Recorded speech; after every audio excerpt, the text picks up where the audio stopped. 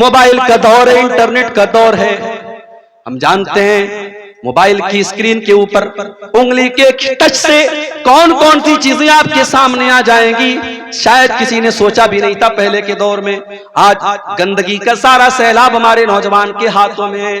رات کا اندھیرا ہے، کمرے کی تنہائی ہے، آپ کا موبائل اسکرین ہے اور آپ کیا دیکھ رہے ہیں یا تو آپ جانتے ہیں یا آپ کا رب جانتا ہے. کتنے ہمارے نوجوان ہیں اس طریقے کے گندے ویڈیوز دیکھتے ہیں، پھر اس کے بعد وہ اپنی جوانی کو برباد کرتے ہیں اور جب ان کی شادی ہوتی ہے اپنی بیوی کا حق ادا کرنے کے قابل بھی نہیں ہوتے ہیں. میں اپنے نوجوان ساتھیوں سے بڑی محبت سے کہنا چاہتا ہوں، بھائی میرے اپنے جسم کو برباد نہ کر، اپنی جوانی کو برباد نہ کر، کل تجھے پچھتانا پڑے گا. وَلَا تُلْقُوا بِأَيْدِيكُمْ إِلَى التَّهْلُكَةِ، اپنے آپ کو ہلاکت میں نہ ڈالو. کوئی ایسا کام نہ کرو جس کی وجہ سے تم ہلاک ہو جاؤ، تمہاری آنکھیں برباد ہو جائیں، تمہارا جسم برباد ہو جائے، تمہاری جوانی برباد ہو جائے، تمہاری عزت برباد ہو جائے. اپنی بہنوں سے بھی کہنا چاہوں گا، موبائل استعمال کرو میں منع نہیں کرتا، سوشل میڈیا کا استعمال کرو میں منع نہیں کرتا، مگر حرام کیا ہے، حلال کیا ہے، جائز کیا ہے، ناجائز کیا ہے، صحیح کیا ہے، غلط کیا ہے، اس کا ڈفرنس ہمیشہ کرتے رہنا، اس کا فرق ہمیشہ کرتے رہنا. کوئی ایسا قدم نہ اٹھانا جس سے آپ کی عزت خطرے میں پڑ جائے، آپ کا ایمان خطرے میں پڑ جائے. وَلَا تُلْقُوا بِأَيْدِيكُمْ إِلَى التَّهْلُكَةِ، اپنے آپ کو ہلاکت میں نہ ڈالنا.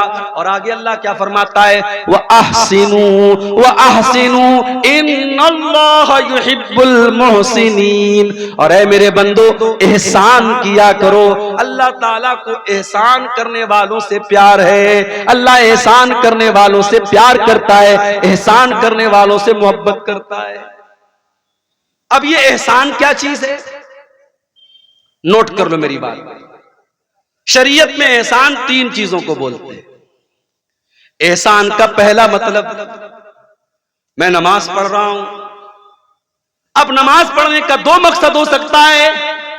ایک مقصد تو یہ ہو سکتا ہے میں اس لیے نماز پڑھ رہا ہوں کہ گاؤں کے لوگ یہ نہ کہے کہ بے نمازی ہے.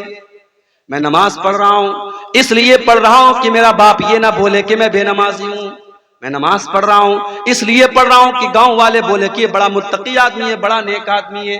ایک مقصد تو یہ ہو سکتا ہے. اور ایک مقصد یہ ہوتا ہے میں نماز اس لیے پڑھ رہا ہوں کہ 5 ٹائم کی نماز میرے اوپر اللہ نے فرض قرار دی ہے. اگر میں نماز نہیں پڑھوں گا اللہ کیا مجھے جواب دینا پڑے گا، اللہ کیا عذاب ملے گا.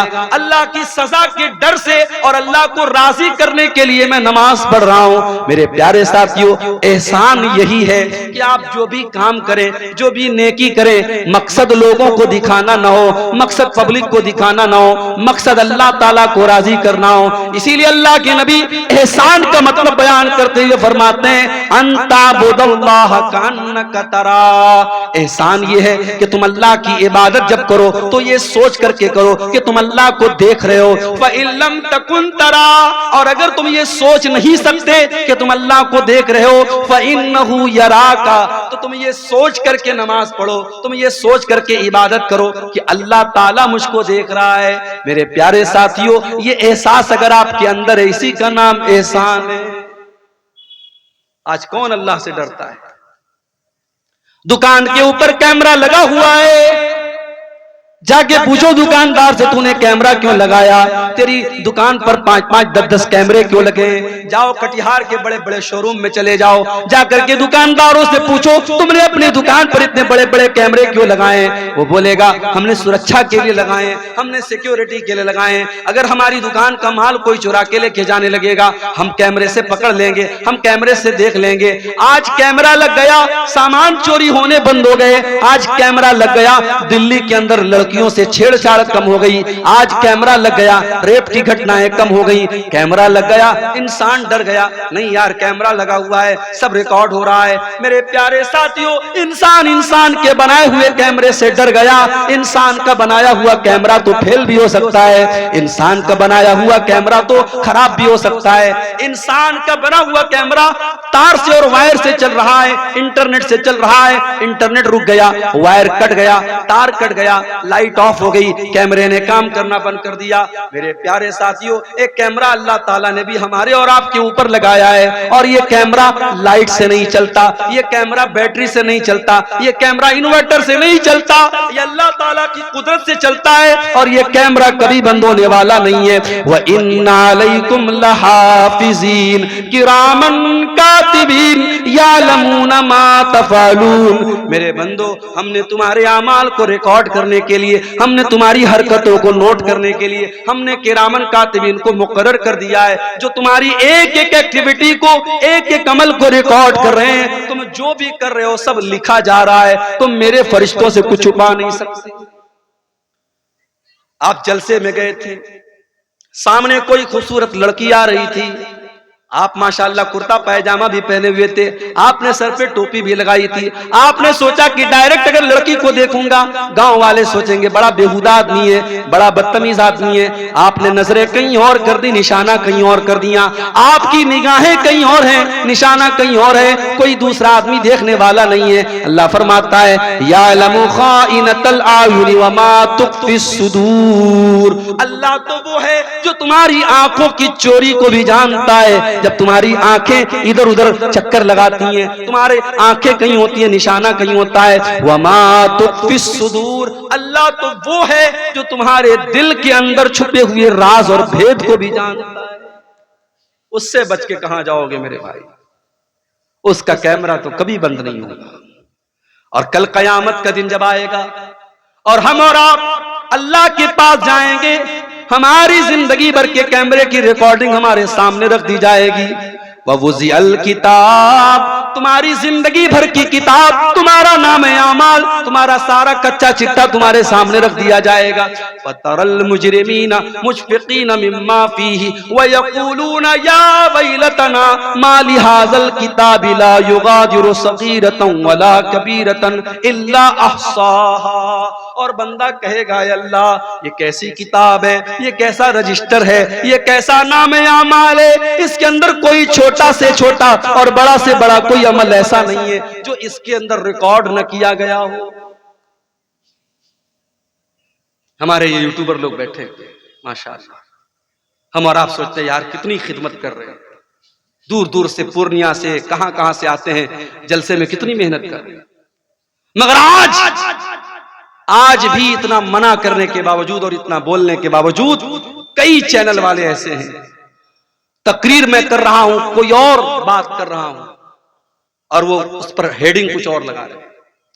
فلسطین میں جو واقعات ہو رہے ہیں, میں نے ایک تقریر میں تھوڑا سا ذکر کیا, انہوں نے مرچ مسالہ لگا کے ہیڈنگ لگا دی, اسرائیل کے خلاف بولے مولانا. اب انڈیا ٹی وی والے نے کل چلا دیا میرا بھی ویڈیو. اب بھائی میڈیا والا تو تلاش کرتا ہے نا یوٹیوب پر, آپ کی بھڑکاؤ ہیڈنگ نے جلتی میں تیل کا کام کیا. جو بات میں نے بولی نہیں اس کا بھی ذمہ دار مجھے قرار دے دیا. کیوں ایسا کام کرتے ہو میرے بھائی؟ ایسی گندی گندی تصویریں میرے فوٹو کے ساتھ لگا کر کے ہیڈنگ لگا دی. کنوارے لوگ نہ دیکھیں اس کو, شادی شدہ لوگ دیکھیں. اب آدمی سوچتا ہے یار پتہ نہیں مولانا نے ایسی کون سی بات بیان کی.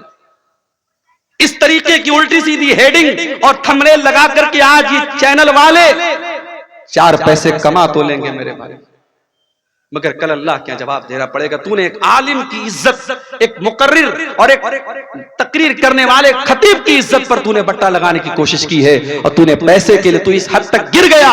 اللہ کیا جواب دینا پڑے گا میرے پیارے ساتھیوں. کل قیامت کے دن ہم سب کی زندگی کا نام اعمال اور ہمارا کچا چٹھا اور ہماری پوری ویڈیو فائل, ہماری پوری ویڈیو ریکارڈنگ, ہماری زندگی کی ایک ایکٹیویٹی ہمارے سامنے رکھ دی جائے. وَوَجَدُوا مَا عَمِلُوا حَاضِرًا, تم نے جو بھی عمل کیا ہوگا سب تمہارے سامنے آ جائے گا. وَلَا يَظْلِمُ رَبُّكَ أَحَدًا, اور عبدالغفار صاحب کی فائل میں وہی بات ہوگی جو انہوں نے کیا ہے. منیر الاسلام صاحب کی فائل میں وہی بات ہوگی جو انہوں نے کیا ہوگا. مولانا بدر الدجا صاحب کی فائل میں وہی بات ہوگی جو انہوں نے کیا ہوگا. ہر انسان کی اپنی فائل ہوگی, اپنی کتاب ہوگی. اللہ تعالیٰ کسی کے ساتھ کوئی ظلم نہیں کرے گا, کسی کے ساتھ کوئی اتیاچار نہیں کرے گا. تو احسان کا ایک مطلب یہ ہے میرے بھائی کہ جو بھی عمل کرو اللہ کو راضی کرنے کے لیے, کسی کو دکھانے کے لیے مت کرو. مگر وہ دور ختم ہو گیا پہلے کے دور میں لوگ نیکی کرتے تھے تو چھپ کر کے کرتے تھے. کہاوت تھی نیکی کر دریا میں ڈال، کہاوت تھی نیکی کر دریا میں ڈال. آج سوشل میڈیا کا دور آ گیا، اب کہاوت بدل گئی. اب نیکی کر اسٹیٹس پر ڈال، نیکی کر انسٹاگرام پر ڈال، نیکی کر فیس بک پر ڈال، نیکی کر واٹس ایپ پر ڈال، نیکی کر اخبار میں ڈال، نیکی کر میڈیا میں ڈال. نہیں میرے پیارے ساتھیو، اپنی نیکیوں کو برباد نہ کرو. ان تعبد اللہ کانک تراہ، احسان یہ ہے کہ تم اللہ کی جب بھی عبادت کرو، جب بھی تم کوئی نیک عمل کرو، یہ سوچ کر کے کرو ہم اللہ کو دیکھ رہے ہیں. اور اگر یہ سوچ نہ سکو تو یہ سوچ کر کے کرو کہ اللہ ہم کو دیکھ رہا ہے. بجھتے پارے احسان کا مطلب سمجھ گئے؟ یہ کیا ہے؟ کسی نے چندہ دیا سونے کا ہے؟ ماشاءاللہ. یہ کسی ماں بہن کی طرف سے یہ سونے کی، ہمارے اس کو ناک کی ناکی کا نہیں، ناک کی مچھی. چلو بھئی یہ نیا نام پتہ لگا، ناک کی مچھی آئی ہے. اللہ تعالیٰ اس بہن کے صدقے کو قبول فرمائے اور اللہ تعالیٰ اس صدقے کو اس کی نجات کا ذریعہ بنا دے. آمین. تو احسان کا پہلا مطلب میں نے آپ کو سمجھا دیا. اب احسان کا دوسرا مطلب سمجھ لو. اتنا سمجھا کہ کوئی نہیں بولے گا بھائی میں ایک ایک بات بیچ بیچ میں بنگلہ میں بھی سمجھاؤں گا، تھوڑا آپ کو ہنساؤں گا بھی انشاءاللہ. احسان کا دوسرا مطلب جو کام کرو پرفیکٹ کرو. اللہ کے نبی کو وہ کام پسند تھا، کانا اذا عمل عملا یتقنہ، اللہ کے پیارے نبی جب بھی کوئی کام کرتے تھے پرفیکٹ کرتے تھے. کام جب بھی کرو صحیح کرو. اگر آپ نماز پڑھتے ہیں، ہمارے بہت سارے بھائی جب نماز پڑھتے ہیں ان کو یہ بھی پتا نہیں کہ ہاتھ کہاں باندھنا ہے. کوئی نیچے باندھ رہا ہے، کوئی بالکل اوپر باندھ رہا ہے، کوئی پیٹ پر باندھ رہا ہے. بھائی صاحب نہ پیٹ پر ہاتھ باندھنا سنت ہے، نہ ناف کے نیچے سنت ہے، نہ بالکل اوپر سنت ہے. سینے پر ہاتھ باندھنا ہے. رکوع میں جانا ہے تو پیٹھ کو بالکل برابر رکھنا ہے، پیٹھ کو اور سر کے لیول کو برابر رکھنا ہے. سجدے میں جانا ہے تو کم سے کم بدن کا 7 حصہ زمین پر ہونا چاہیے. دونوں ہاتھ زمین پر ہونا چاہیے، دونوں گھٹنا زمین پر ہونا چاہیے، دونوں پیر کی ہتھیلی زمین پر ہونی چاہیے، اور ناک اور ماتھا زمین پر ہونا چاہیے. نماز پڑھ رہا ہے آدمی لیکن صحیح طریقے سے نہیں پڑھ رہا. احسان یہ ہے آپ جب بھی نماز پڑھیں صحیح طریقے سے پڑھیں. اللہ کے نبی نے دیکھا ایک آدمی نماز پڑھ رہا ہے، بہت جلدی جلدی پڑھ رہا ہے، پھٹافٹ پڑھ رہا ہے. آپ نے جب اس نے سلام پھیر لیا، اس نے آ کر کے اللہ کے نبی کو سلام کیا. آپ نے سلام کا جواب دیا اور آپ نے فرمایا ارجع فصلی فإنک لم تصلی، اے میرے بھائی جاؤ تم پھر سے نماز پڑھو، تم نے نماز نہیں پڑھی. صحابی پھر گئے، پھر سے نماز پڑھی، پھر آ کر کے سلام کیا. آپ نے سلام کا جواب دیا. آپ نے کہا تم جا کر کے پھر سے نماز پڑھو، تم نے نماز نہیں پڑھی. 3 بار ایسا ہو گیا. صحابی بولے اے اللہ کے نبی میں تو اپنی طرف سے اچھی نماز پڑھ رہا ہوں، مجھے نہیں پتا کہ اس سے اچھی کیسے پڑھی جاتی ہے. آپ نے نماز کا طریقہ بتایا. آپ نے فرمایا جب تم نماز میں کھڑے ہوا کرو اطمینان سے کھڑے ہوا کرو، سکون سے کھڑے ہوا کرو، اللہ اکبر کہہ کر کے ہاتھ باندھا کرو، سورہ فاتحہ پڑھا کرو، کوئی سورت ملا لیا کرو. پھر جب رکوع میں جایا کرو اطمینان سے رکوع کیا کرو، جب رکوع سے اٹھا کرو اطمینان سے کھڑے ہو جایا کرو، پھر آرام سے سجدہ کیا کرو، پھر آرام سے سجدے سے اٹھا کرو، اطمینان سے نماز پڑھا کرو، تب جا کر کے تمہاری نماز پوری ہوگی. احسان کا ایک مطلب یہ بھی جو کام کرو پرفیکٹ طریقے سے صحیح طریقے سے کرو. یہاں تک کہ جب آپ جانور کے گردن پہ چھری چلا رہے ہو اللہ کے نبی فرماتے ہیں اذا قتلتم فاحسنوا القتل واذا ذبحتم فاحسنوا الذبح، جب تم اپنے جانوروں کو ذبح کرو تو صحیح طریقے سے ذبح کرو. اس کا طریقہ سمجھ لو کہ کہاں پہ چھری رکھنا ہے، کون سی رگ کو کاٹنا ہے، کب کاٹنا ہے. جب ذبح کرو تو صحیح طریقے سے ذبح کرو، اپنی چھری کو تیز کر لیا کرو. چھری ایسی نہ ہو کہ بیچارہ جانور تڑپ تڑپ کر کے مرے. چھری اتنی تیز ہو کہ ایک بار چھری چلاؤ اور جانور کی جان نکل جائے. چھری کو پہلے سے تیز کر لو تاکہ اپنے جانوروں کو آرام پہنچاؤ. تو یہ ہے احسان کا دوسرا مطلب. احسان کا تیسرا مطلب بھلائی کرنا، اچھا سلوک کرنا. اپنی زبان کے ذریعے اپنے عمل کے ذریعے فائدہ پہنچانا، احسان کرنا. اور جب احسان آپ کریں گے تو سب سے پہلے کس کے ساتھ کریں گے؟ فرمایا وَبِالْوَالِدَيْنِ احسانا، اپنے ماتا پتا کے ساتھ، اپنے ماں باپ کے ساتھ آپ کو احسان کرنا ہے. مولوی صاحب میرے باپ نے میرے ساتھ بہت غلط کام کیا ہے، میرے باپ نے جائیداد سے مجھ کو بے دخل کر دیا ہے، 4 بھائیوں کو جائیداد میں حصہ دیا، اور مولوی صاحب میرے باپ نے مجھ کو جائیداد میں حصہ نہیں دیا. آپ کے باپ نے غلط کیا، ناانصافی کی، ظلم کیا، آپ کے باپ کی اللہ تعالیٰ کے یہاں پکڑ ہوگی، مگر پھر بھی اس غلط کرنے کے باوجود آپ کی ذمہ داری ہے وَبِالْوَالِدَيْنِ احسانا، آپ اپنی ذات سے اپنے ماں باپ کو تکلیف نہ پہنچانا، جہاں تک ہو سکے ان کے ساتھ اچھا سلوک کرتے رہنا. بہت مشکل کام ہے مگر کرنا ہے. رشتہ داروں کے ساتھ احسان کرنا، پڑوسیوں کے ساتھ احسان کرنا، اپنے آس پاس کے لوگوں کے ساتھ احسان کرنا، ہر مسلمان کے ساتھ احسان کرنے کی کوشش کرنا. تو اللہ کو احسان کرنے والے لوگ بہت پسند ہیں. آگے بڑھتے ہیں. دوسری چیز جو اللہ تعالیٰ کو بہت پسند ہے، بلا من اوفا بعہدہ واتقا، جو انسان اپنے وعدے کو پورا کرتا ہے اور اللہ سے ڈرتا ہے، متقی بن جاتا ہے، تقوی والا بن جاتا ہے. وہ کان کھول کر کے سن لے، فَإِنَّ اللَّهَ يُحِبُّ الْمُتَّقِينَ، اللہ تعالیٰ کو تقوی والے لوگ بہت پسند ہیں. تقوی کس کو کہتے ہیں؟ تقوی کا ارتھ کیا ہے؟ تقوی کا مطلب کیا ہے؟ چلیے آپ کو بتا دیتا ہوں. تقوی کا مطلب یہ ہے کہ میرے اور گناہ کے بیچ میں ایک رکاوٹ آ جائے، ایک آڑ آ جائے کہ نہیں یار یہ گناہ کا کام ہے، میں نہیں کروں. ہمارے اور گناہوں کے بیچ میں ایک رکاوٹ آ جائے، اللہ کا ڈر آ جائے، اللہ کا خوف آ جائے، اسی کا نام تقوی ہے. اللہ کے نبی ایک واقعہ بیان فرماتے ہیں کہ 3 دوست تھے جو ایک مرتبہ سفر پہ جا رہے تھے. راستے میں بارش ہونے لگی، پہاڑ کے اوپر تینوں چڑھ گئے. ایک گفا تھی، ایک غار تھا، تینوں غار کے اندر داخل ہو گئے. اچانک ایک بہت بڑا سا پتھر آیا اور غار کا منہ بند ہو گیا. تینوں غار کے اندر قید ہو گئے. اب تینوں نے آپس میں مشورہ کیا کہ ہم لوگ تو بہت بڑی مصیبت میں پڑ گئے، اب چلو ہم لوگ اللہ تعالیٰ سے کوئی دعا کرتے ہیں، کوئی ایسا عمل اللہ تعالیٰ کے سامنے بیان کرتے ہیں جو عمل ہم نے اللہ تعالیٰ کو خوش کرنے کے لیے کیا تھا. ہو سکتا ہے کہ اللہ تعالیٰ ہمارے اس عمل کے بدلے ہماری مصیبت ختم کر دے. پتہ یہ چلا زندگی میں کچھ نیکیاں ایسی کر کے رکھو کہ جو صرف آپ کو پتا ہو اور اللہ کو پتا ہو. مصیبت پڑنے پر اور آزمائش آنے پر اللہ سے کہہ سکو کہ اے اللہ وہ نیکی میں نے صرف تیرے لیے کی تھی، اللہ کسی کو نہیں بتایا تھا، کوئی نہیں جانتا تھا. اس نیکی کا حوالہ آپ دے سکتے. تینوں غار کے اندر پھنسے ہوئے ہیں، پہاڑ کی گفا کے اندر پھنسے ہوئے ہیں اور تینوں اپنی اپنی نیکیوں کو بیان کر رہے ہیں. ان تینوں میں ایک آدمی کہتا ہے اے اللہ میری ایک چچازاد بہن تھی، میری چچا کی لڑکی تھی اور میں اس سے بہت پیار کرتا تھا، بہت محبت کرتا تھا، میں اس سے بہت پیار کرتا تھا، میں اس کو پانا چاہتا تھا، اس کے ساتھ اپنی شہوت کو پوری کرنا چاہتا تھا، مجھے موقع نہیں مل رہا تھا. ایک مرتبہ ایسا ہوا کہ گاؤں میں سوکھا پڑ گیا، قحط سالی پڑ گئی، لوگ اناج کے دانے دانے کو ترسنے لگے. وہ چچازاد بہن، وہ چچا کی لڑکی میرے پاس آتی ہے اور مجھ سے مدد مانگتی ہے. میں کہتا ہوں میں تجھ کو 100 درہم دوں گا یا 100 دینار دوں گا. درہم کا بھی لفظ حدیث میں آتا ہے، دینار کا بھی لفظ حدیث میں آتا ہے.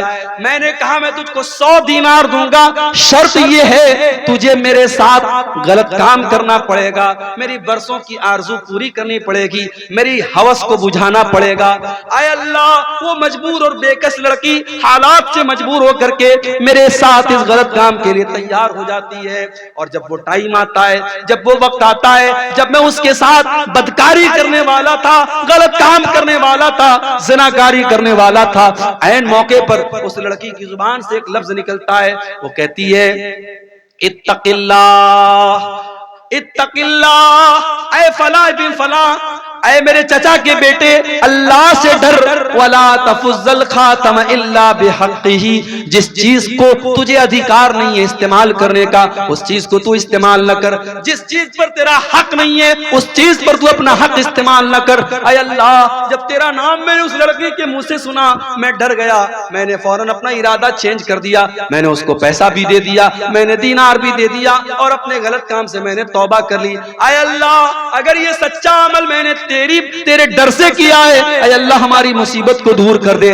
لمبی حدیث ہے، تینوں نے دعا کی، اللہ تعالیٰ نے مصیبت کو دور کر دیا۔ میرے پیارے ساتھیوں تقویٰ اسی کا نام ہے، تقویٰ اسی کا نام ہے۔ ہمارے اور اللہ کی نافرمانی کے بیچ میں اور گناہ کے بیچ میں ایک بیریئر آ جائے، ایک رکاوٹ آ جائے، ایک دیوار کھڑی ہو جائے، اسی دیوار کا نام تقویٰ ہے۔ اسی لیے بہت بڑے امام پیدا ہوئے ہیں، حضرت امام طلق بن حبیب۔ امام طلق بن حبیب کہتے ہیں تقویٰ کا مطلب اور تقویٰ کا ارتھ بتاتے ہوئے کہتے ہیں کہ تقویٰ یہ ہے کہ تم کوئی نیکی کا کام کرو اللہ تعالیٰ کی روشنی میں کرو، اللہ کی روشنی میں تم نیکی کا کام کرو اور اللہ کے ڈر سے، اللہ کو راضی کرنے کے لیے کرو، اور کسی گناہ سے بچو تو اللہ کے ڈر سے بچو اور اللہ کی طرف سے روشنی میں، اللہ کی روشنی میں اس گناہ سے بچ جاؤ۔ اور حضرت ابو ہریرہ اور بعض روایات میں حضرت عمر کا نام آتا ہے کہ حضرت عمر فاروق نے حضرت ابی بن کعب سے پوچھا تھا کہ اے ابی بن کعب تقویٰ کس چیز کا نام ہے؟ حضرت ابی بن کعب بھی صحابی ہیں، حضرت عمر بھی صحابی ہیں، صحابی سے پوچھ رہے ہیں کہ تقویٰ کس چیز کا نام ہے؟ حضرت ابی بن کعب کہتے ہیں اے امیر المومنین هل مررت بطریق ذات شوکت، کیا آپ کبھی ایسے راستے سے گزرے جہاں دونوں طرف کانٹے دار جھاڑی ہو، جہاں دونوں طرف کانٹے دار راستہ ہو؟ حضرت عمر نے کہا کہ ہاں ایسے راستے سے میں گزرا ہوں۔ حضرت ابی بن کعب نے کہا ایسے راستے سے اگر آپ گزریں گے تو کیسے گزریں گے؟ حضرت عمر نے کہا اشمر عن ثوبی، اپنا کپڑا سمیٹ لوں گا، اپنے دامن کو بچا لوں گا اور سنبھال کر کے قدم رکھوں گا تاکہ کہیں کوئی کانٹا مجھے چبھ نہ جائے۔ کہا اے امیر المومنین یہی تو تقویٰ ہے، یہی تو اللہ کا ڈر ہے۔ چاروں طرف شیطان کے بچھے ہوئے کانٹے، خواہشات کے کانٹے، اچھاؤں کے کانٹے، شیطان نے چاروں طرف کانٹے بچھا دیے اور ان کانٹوں سے اللہ کے دین پر بچتے ہوئے چلتے چلے جانا، اسی کا نام تقویٰ ہے۔ میرے پیارے ساتھیوں دین کے اوپر چلنا آج کے دور میں آسان کام تو نہیں ہے۔ آپ دین پر چلیں گے دنیا آپ کا مذاق بھی اڑائے گی، آپ کے ماں باپ بھی آپ کے خلاف ہو جائیں گی، آپ کی بیوی بھی آپ کو تانا مارے گی، آپ کے سماج میں بھی آپ کو لوگ بہت برا بھلا کہیں گے، مگر آپ کو تقویٰ کے راستے پر چلتے چلے جانا ہے۔ جو صحیح ہے، جو اللہ کی نظر میں بہتر ہے، جو اچھا ہے، ہمیں وہی کام کرتے چلے جانا ہے۔ ارے پبلک کو خوش کرنے کے چکر میں نہ پڑو، پبلک تو کبھی آپ سے خوش نہیں ہوگی، لوگ تو کبھی آپ سے خوش نہیں ہوں گے۔ جب آپ مر جائیں گے، جب آپ کا انتقال ہو جائے گا، آپ کی قبر پہ جب لوگ مٹی دینے آئیں گے، لوگ کہیں گے یار بڑا اچھا انسان تھا، بڑا نیک انسان تھا۔ لوگ آپ کی تعریف آپ کی زندگی میں بہت مشکل سے کریں گے۔ میرے پیارے ساتھیوں لوگوں کو خوش کرنے کے چکر میں نہ پڑنا، اللہ کو خوش کرنے کے چکر میں پڑنا۔ اسی لیے ایک مرتبہ حضرت معاویہ رضی اللہ تعالیٰ عنہ نے حضرت عائشہ کو خط لکھا اور کہا کہ اے اماں عائشہ مجھے کوئی مختصر سی نصیحت کر دیجئے جو میرے کام آئے۔ تو حضرت عائشہ نے اللہ کے پیارے نبی کی حدیث لکھ کر کے بھیج دی۔ کہا اے امیر معاویہ میں نے اللہ کے پیارے نبی کو یہ فرماتے ہوئے سنا ہے من التمس رضا اللہ فی سخط الناس، جو انسان اللہ تعالیٰ کو راضی کرتا ہے، لوگوں کو ناراض کر کے اللہ کو راضی کر لیتا ہے، اللہ کو خوش کر لیتا ہے، ایسے انسان کے لیے اللہ تعالیٰ کافی ہو جاتا ہے، اللہ اس کی مدد کرتا ہے۔ وَمَنِ الْتَمَسَ سَخَطَ اللَّهِ بِرِضَى النَّاسِ، اور جو اللہ کو ناراض کر کے لوگوں کو خوش کرنے کے چکر میں پڑ جاتا ہے، اللہ ایسے بندے سے روٹھ جاتا ہے اور اللہ اس کو لوگوں کے حوالے کر دیتا ہے۔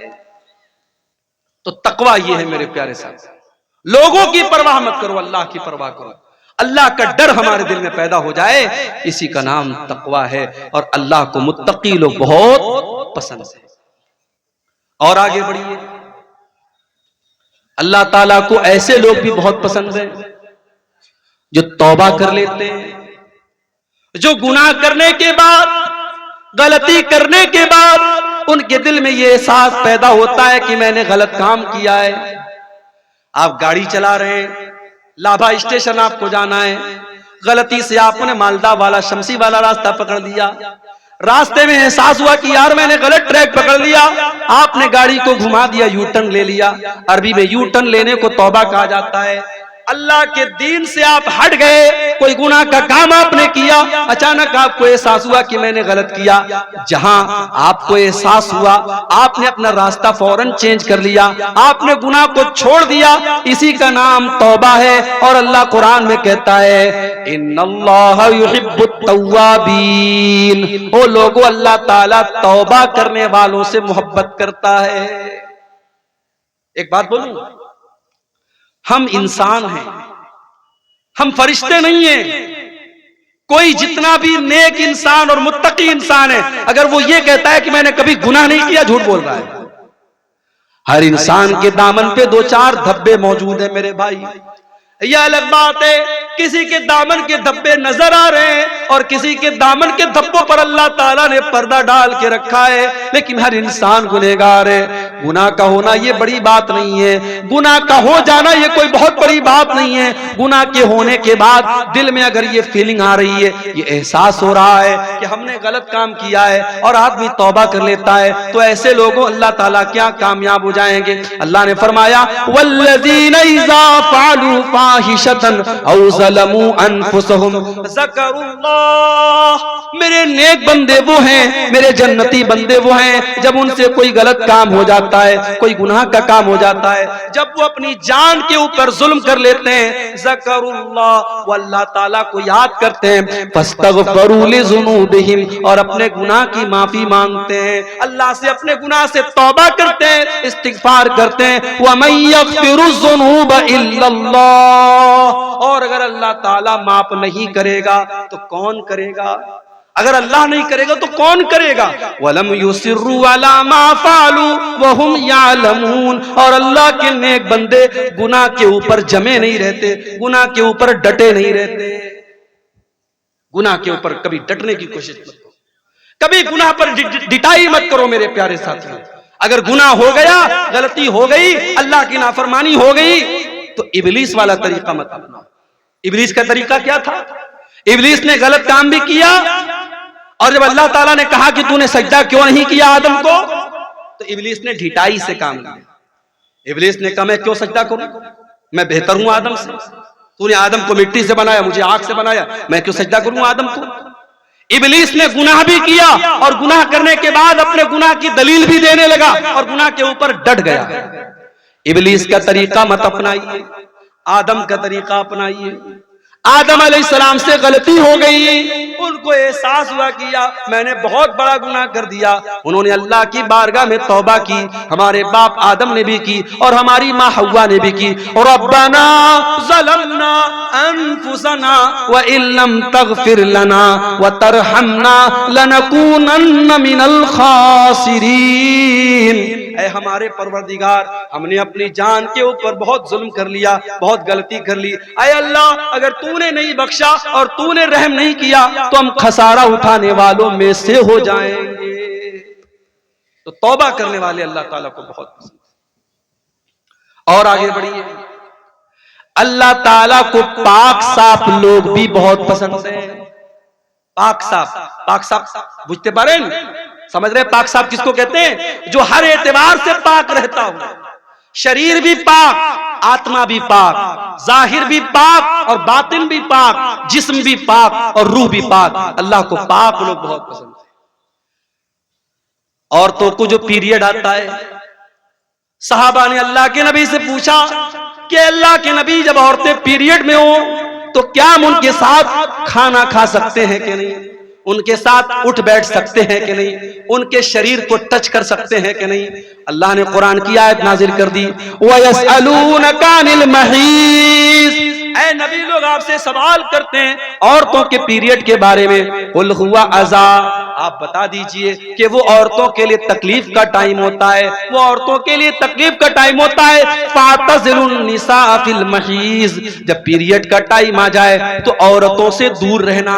دور رہنے کا مطلب یہ ہے ان سے سمبند نہیں بنانا، ان سے تعلق قائم مت کرنا۔ فَإِذَا تَطَهَّرْنَا، جب ان کا پیریڈ ختم ہو جائے، وہ پاک ہو جائیں، وہ غسل کر لیں۔ فَاتُوهُنَّ مِنْ حَيْثُ أَمَرَكُمُ اللَّهُ، تو اے مسلمانوں اب تم اپنی بیوی سے ملاقات کر سکتے ہو اس طریقے سے جس طریقے سے اللہ تعالیٰ نے تم کو حکم دیا ہے۔ اس کے بعد فرمایا کہ ان اللہ یحب التوابین ویحب المتطہرین، اللہ تعالیٰ کو توبہ کرنے والے لوگ پسند ہیں اور اللہ تعالیٰ کو پاک صاف لوگ پسند ہیں، پاک صاف لوگ پسند ہیں۔ غیر مسلم کو دیکھو، کھڑا ہو کے پیشاب کرتا ہے، پیٹ کی زپ کھولا پیشاب کیا، پیٹ کی زپ بند، کام ختم۔ پیشاب کہاں پڑا؟ شریر پہ پڑا، ہاتھ میں پڑا، پیر پہ پڑا، کپڑے پہ پڑا، کوئی مطلب نہیں۔ مسلمان کہیں بھی چلا جائے گا وہ یا تو پانی تلاش کرے گا، پانی نہیں ہے کنکر پتھر تلاش کرے گا، بغیر استنجا کیے، بغیر پاکی اور صفائی کیے وہ پیشاب نہیں کرے گا۔ اور یہی فرق ہے ہمارے اور دوسروں کے بیچ میں، ہمارے نبی نے ہمیں پیشاب اور پاخانہ کرنے کے آداب بھی بتائے ہیں، استنجا کرنے کے آداب بھی بتائے ہیں، کیسے استنجا کرنا ہے اور کیسے نہیں کرنا ہے۔ صفائی ستھرائی ہمارے دین کے اندر، جمعہ کے دن تو غسل کرنا واجب ہے، ضروری ہے، کمپلسری ہے۔ اکثر علماء کہتے ہیں حدیث کے جو الفاظ ہیں کہ جمعہ کے دن غسل کرنا واجب ہے، اس لیے بلا کسی مجبوری کے اور بلا کسی بیماری کے جمعہ کے دن گنجائش نہیں ہے، جمعہ کے دن تو ہر حال میں آپ کو غسل کرنا ہے۔ ناپاک ہو گئے آپ، بیوی سے ملاقات آپ نے کر لی، اب شریعت کہہ رہی ہے آپ قرآن نہیں چھو سکتے، آپ نماز نہیں پڑھ سکتے، پہلے جا کر کے غسل کیجئے، پاکی حاصل کیجئے، اس کے بعد آپ نماز۔ میرے پیارے ساتھیوں، ہمارے دین سے زیادہ پاکی صفائی آپ کو کہاں ملے گی؟ ہمارے دین میں سب سے اہم عبادت نماز ہے اور نماز کے لیے پاکی کا ہونا ضروری ہے۔ اگر پانی کے ذریعے پاکی ہو رہی ہے بہت اچھی بات ہے، اگر پانی اویلیبل نہیں ہے، اگر پانی نہیں مل رہا ہے، اللہ تعالیٰ قرآن میں کہتا ہے فَتَيَمَّمُوا صَعِيدًا طَيِّبًا، اگر پانی نہیں مل رہا ہے یا تم بیمار ہو گئے ہو اور پانی کا استعمال کرنے سے اور زیادہ بیمار ہونے کا ڈر ہے تو تم تیمم کر لیا کرو، پاک مٹی کے ذریعے پاکی حاصل کر لیا کرو۔ تو اسلام کے اندر پاکی کی بڑی اہمیت ہے۔ کپڑا بھی پاک ہونا چاہیے، نماز آپ پڑھ رہے ہیں وہ جگہ بھی پاک ہونی چاہیے، اور سب سے بڑھ کر جسم کو جتنا بھی پاک کر لیا، اگر اندر سے انسان گندا ہے، مشرک ہے اور اندر سے نجس اور ناپاک ہے تو وہ جتنا بھی صابن سے اور شیمپو سے نہا لے کوئی مطلب نہیں۔ اسی لیے قرآن کہتا ہے انما المشرکون نجس، مشرک لوگ ناپاک ہیں، فلا یقربوا المسجد الحرام، جو مشرک ہے وہ ہماری مسجد کے قریب نہ آئے، وہ خانہ کعبہ کے قریب نہ آئے۔ اے اللہ، وہ تو صابن سے نہاتا ہے، وہ تو شیمپو سے نہاتا ہے، اللہ نے فرمایا اس کا شریر تو پاک ہے، اس کا جسم تو پاک ہے، مگر جو اللہ کے علاوہ کسی غیر کے در پہ جا کے سر جھکا رہا ہے اس کا شریر تو پاک ہے لیکن اس کی روح ناپاک ہے، وہ اندر سے ناپاک ہے، ایسا آدمی میرے خانہ کعبہ کے قریب نہ آئے۔ تو اپنے عقیدے کو بھی پاک کرو۔ ابھی کچھ دنوں پہلے میرا ایک پروگرام تھا بریلی میں، بریلی یو پی کے اندر ایک جگہ ہے اور وہاں کی دو چیزیں بڑی مشہور ہیں، ایک تو بریلی کا پاگل خانہ بہت مشہور ہے اور دوسرے بریلی کا کے اندر ایک درگاہ ہے، ایک بریلوی عالم تھے، ان کا نام تھا مولانا احمد رضا خان بریلوی، تو ان کی قبر ہے وہاں پر، ان کو اعلیٰ حضرت کہا جاتا ہے۔ تو جب میں بریلی گیا تو وہاں کے نوجوانوں نے کہا کہ مولانا چلیے آپ کو اعلیٰ حضرت کی قبر پہ لے کے چلتے ہیں۔ میں نے کہا چلو دیکھتے ہیں، میں بھی تھوڑا سا اس طریقے کی جگہوں پر جا کے چیک کرتا ہوں کیا کیا ہو رہا ہے۔ گیا میں، ابھی اعلیٰ حضرت کی قبر بہت دور ہے، دور سے ہی جہاں سڑک شروع ہو رہی ہے راستے میں لکھا ہوا ہے راہ اعلیٰ حضرت، یہ اعلیٰ حضرت کا راستہ ہے، یہ اعلیٰ حضرت کی درگاہ پہ جانے والا راستہ ہے۔ بہرحال میں گیا اندر، جیسے جیسے میں اندر جا رہا ہوں چادر کی دکانیں، پھول مالا کی دکانیں، ٹوپی کی دکان، گھڑی بھی مل رہی ہے تو گھڑی کے اوپر اعلیٰ حضرت کا نشان بنا ہوا ہے، کیلنڈر مل رہا ہے، کیلنڈر پر اعلیٰ حضرت کا نشان، ٹوپی مل رہی، ٹوپی پر اعلیٰ حضرت کا نشان۔